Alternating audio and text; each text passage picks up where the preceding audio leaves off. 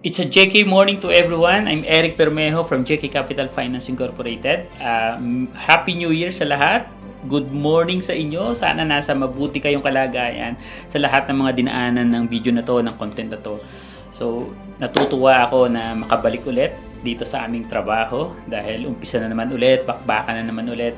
At naway maging maganda, matiwasay ang takbo ng ating negosyo. Kayo din, kung mga nanonood dyan, ng mga negosyante, mga nag-iisip kung ano ba yung plano nila.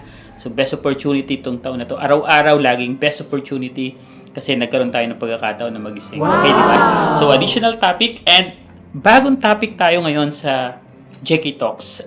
Gusto kong mag-reflect tayo. Ano ba yung mga experience natin itong mga nakaraang taon? Okay, no? So, ano ba yung mga dapat natin baunin? Dapat baguhin? Dapat iwanan na? Kasi napakahalaga na kung magsisimula tayo, dapat ay talagang masasabi natin productive, kapaki-pakinabang talaga yung magagawa natin. So may mga bagay na ginagawa tayo na hindi naman talaga align at saka hindi naman talaga kumbaga nagagamit sa pang-araw-araw nating gawain. So dapat iwanan natin yung mga ganun. So pag sinabing Happy New Year, happy ba talaga? Gumagawa ka ba ng mga bagay na talagang ikakasiya mo? Ikakasiya ng puso mo, ng isip mo, ng kaluluwa mo, ng pamilya mo? Yan. Tingnan mo, mag-reflect ka. Happy ba talaga yung New Year mo? So, new. So, pag sinabing new, bago ba talaga? Nagbagong buhay ka na ba? Inayos mo na ba yung sarili mo? So, pag sinabi kasing bago, dapat talagang excited ka na gawin ito sa araw-araw. So, alam ko, hindi pantay o hindi parehas ang mga New Year natin. Meron mga nag-celebrate, walang handa. Meron namang mga nag-celebrate, talagang nag-travel pa abroad, nag-travel pa sa iba't ibang probinsya nila, nakabalik. Yung iba naman sa bahay lang, iba simple lang. Okay, kaya lang may mga tao rin naman na nag-ubos ng pera talaga at halos walang natira ngayong ika-atres na ng January, halos budget na lang. Meron namang kumita ng malaki kasi negosyante. Yun yung pagkakaiba kapag ka-empleyado ka. Kasi kapag employee ka, naglalabas ka ng pera sa mga special na okasyon at kapag naman negosyante ka, pumapasok naman yung mga pera. 'Di ba? Kasi nagne-negosyo ka, binibili yung serbisyo mo, yung produkto mo, na ino-offer mo sa mga kliyente mo. So, itong mindset na to, itong taon na to, gusto ko sana na maging kapaki-pakinabang itong taon na to. Ano ba yung plano mo ngayong taon? Gusto mo ba maging empleyado na lang? Or empleyado na may side hustle, may extra income? Or maging employer? So, kailan ka magsisimula? Kailan ka mag-start? Okay? So, kapag may bago tayo sa buhay natin, talagang minsan hindi na natatakot tayo, 'di ba? Hindi natin alam kung anong gagawin. 'Yun yung kasamahan ng pagbabago. May excitement, may konting takot, may pag-aalala kasi hindi mo alam kung paano siya sisimulan. For example, opportunity, baka ma-promote ako, baka magkaroon ng salary increase, baka may bagong trabaho ako, baka may dumating na mga projects, 'di ba? So 'yun yung excitement. Pero ano ba yung fear natin doon? Baka malugi ako sa negosyo, baka bumagsak ako sa school, hindi ako nag-aaral sa exam, baka bumagsak ako, 'di ba? O baka mag-fail ako dun sa ginugol kong dream, okay? O kaya hindi ko matupad yung bahay na pangako ko, hindi ko mabili yung kotse na gusto ko. So, those are materials na talagang natatakot tayo pero na-excite tayo kasi walang nakakaalam kung ano talaga yung mangyayari sa future. Pero tayo bilang tao, willing tayong sumugal kung ano yung mga gagawin natin sa araw-araw. Okay? So, for example, tuwing kailan ba tayo nag-iisip ng mga bagay na, for example, naka-receive ka ng mga regalo. Okay, let's say, mga dilatang stateside, galing sa ibang bansa, di ba? Usually, kailan ba natin kinakain yung mga ganun? Di ba? Usually, ini-stock lang natin yun, tini-display lang natin. May mga ganun, di ba? Tapos, kakainin lang nila yon kapag may special na bisita. Kunyari, naka-receive ka ng mamahaling pabango. So, gagamitin lang yun kapag may mga gimmick, may mga special na okasyon, binyag, kasal, etc. So on and so forth. Pero sa pangkaraniwang lakad, ayun lang gamitin. Naka-receive ka ng mamahaling sapatos worth 20,000, 30, 40, or 50,000 na worth or so on. May mga mas mahal pa kasi mayroong mga 100,000 na sapatos eh. Pero susuotin lang yun kapag special na araw. Pero itong mga bagay na to, nagagamit mo ba to kapag gusto mo ba tong gamitin? 'Di ba? So, parang ayaw mo siyang gamitin. Kasi paano pag dumating yung time? Sa sobrang katagalan, for example, yung mga mamahaling tilata na binigay sa'yo ng kamag-anak mo kasi bihira ka lang naman magkaroon. dahil wala naman dumarating na special na bisita, makakalimutan mo, expired na pala. Sayang. Yung pabango naman na binigay sa'yo, natuyo na kasi wala ka nang masyadong lakad, bihira lang. Hindi na umamoy, hindi na mabango. Kapag naman special sapatos na niregalo sa'yo dahil wala ka naman masyadong lakad, natuyo na yung pandikit, lumutong na yung rubber, nasira na kasi may expiration lang naman yan. Hindi naman talaga kahit na original yan, na-expire din yung materials niya. So nasisira din. So anong ibig ko sabihin? Sinasabi ko, kung may opportunity ka, i-enjoy mo yung moment na yan kasi wala naman nakakaalam kung magagamit mo pa siya sa future. Hindi mo alam kung ano yung darating sa future, ano yung opportunity na darating. So dapat talaga na i-enjoy mo kung ano yung opportunity na binigay sa'yo. Okay? Huwag mong intayin yung special na okasyon, special na lakad. Kasi nga, hindi mo naman alam kung ano yung mangyayari. So kung naka-receive ka ng regalo ngayon, enjoy mo kasi ang purpose ng sapatos, gamitin hanggang masira. Kung masira man siya, at isulit ka. Kung binigyan ka ng pabango, mamahaling pabango, gamitin mo. Kasi hindi mo alam kung kailan pa yung magagamit. Kung naka-receive ka ng mga pagkain na bigay ng mga kamag-anak mo o binili mo dahil nakatanggap ka ng malaking pera o bonus o incentives, gamitin mo, i-enjoy nyo para ma-maximize mo talaga gaano kasarap yung mga small achievements mo. Diba? Yung mga maliliit na bagay na na-achieve natin, usually yan ay pundasyon para sa mas malalaking mga bagay na dapat nating tanggapin sa mga susunod pa. Tandaan mo, kung mabuti kang tagapag-ingat ng mga biyaya, mas magiging magaling kang tagapag-ingat kapag nakatanggap ka ng mas malalaking biyaya. Hindi lang sa maliit na bagay kasi susukatin ang karakter mo sa maliit na bagay yung tinatanggap mo at ma-handle mo na yung malalaking opportunity pa para sa'yo. Naman natin yung mga experience nyo nitong mga nakaraang New Year. Kasi kapag New Year, maraming pamahiin tayo, di ba? At minsan yung mga bilog na prutas, di ba? 12 prutas ang dapat bilhin kasi 12 buwan para sagana, di ba? Para dumadalo yung grasya. So actually, sabi naman, may sasabihin sa'yo, wala namang mawawala kung susunod tayo, di ba? Kung sa 12 prutas na yon, actually merong nawawala doon. Nawalan ka ng pera. Kasi yung mga pamahiin minsan, hindi naman nakakatulong talaga sa pag-unlad natin. Minsan nakakasagabal siya at minsan nakakaubo siya ng pera. Kaya hindi lahat dapat ng pamahiin sinusunod. Actually, dapat nga walang pamahiin. Kasi yan ay namana lang naman natin at saling lahi lang yan galing sa mga ninuno natin. Which is not relevant na today at hindi na applicable talaga. At minsan, nag-uubos lang talaga siya ng mga resources natin. Okay, for example, paputok. Diba? Bibili ka ng paputok para daw maalis yung espiritu. Sobrang lalakas. Pero sino ba yung mga masamang espiritu? Kami bang nakakarinig ang masamang espiritu? Kaya nagpapaputok mga tambutso na sobrang lalakas. Kulang na lang kung mahahabol mo lang yung rider. Pag binunot mo yung tambutso, ang sarap ipalo dun sa rider eh. Kasi nga, sobrang ingay at hindi siya maganda sa tenga. Okay, ganun ba yung klase ng pangapamain na dapat ipagpatuloy natin? Minsan makakakusya ng aksidente sa kalsada, di ba? So, yung mga pangit na mga traditional na dapat hindi na natin, para sa akin hindi na dapat natin pinagpapatuloy pa kasi hindi siya maganda talaga. Okay? For example, ikaw, kung gusto mo talaga ng pagbabago, ayusin mo yung karakter mo kasi umpisa ng taon, marami ka dapat iwan sa last year at dalhin ang mga aral ng nakaraang taon at umpisahan mo ngayon. Huwag kang maging pabigat sa pamilya mo.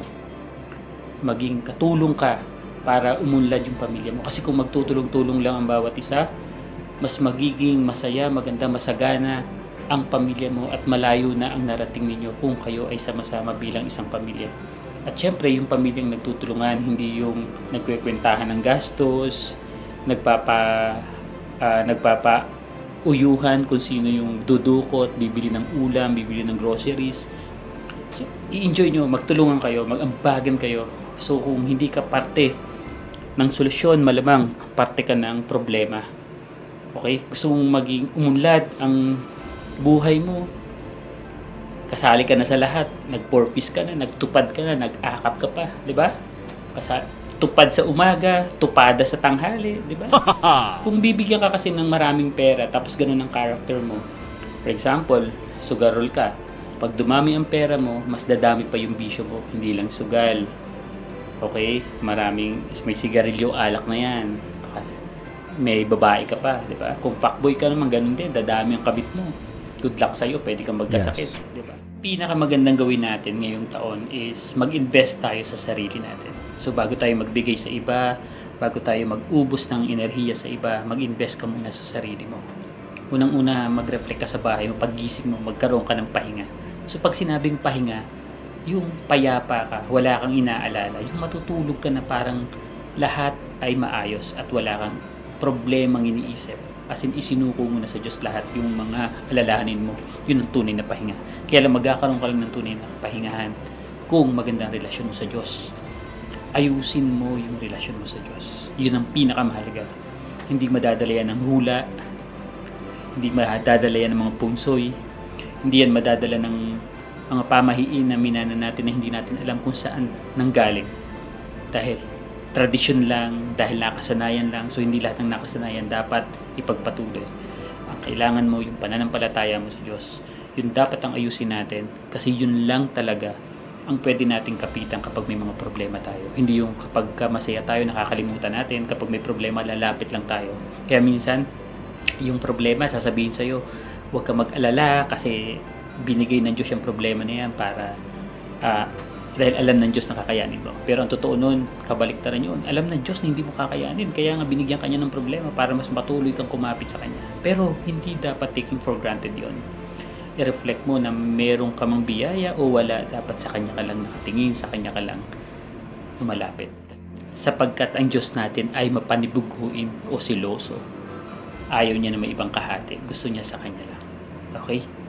Dapat aralin natin mabuti. Pero ano ba yung tunay na pahinga sa investment sa sarili tinatawag? Unang-una, sabi ko, kung matutulog ka, dapat maganda kama mo. Nag-bonus ka naman, may tira kang mga incentive siguro, may ipon ka, mag-invest ka sa kama. Kasi yung kama mo, yan yung hihigaan mo tuwing gabi. Tandaan mo, 1/3 ng buhay mo o 1/3 ng isang araw mo ay nakalaan sa pagtulog, 8 hours. Kasi 24 hours lang tayo eh. So, ibig sabihin sa buong buhay mo, kung magpupuhay ka ng 60 years old, 20 years kang natutulog.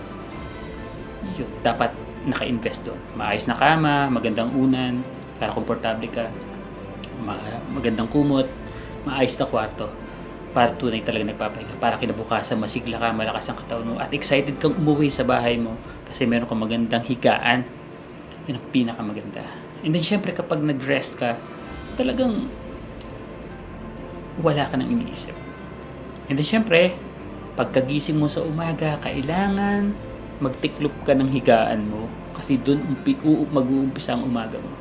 Kasi kung hindi ka marunong magtiklop, pagdating mo nung kinagabihan, nakaka-stress, pagod ka sa trabaho, pagod ka sa boss mo, pangit yung transaction mo sa negosyo, konti ang benta mo, pagdating mo doon, bad trip, nakakalat yung mga higaan mo, yung unan mo, yung kumot mo, so pangit.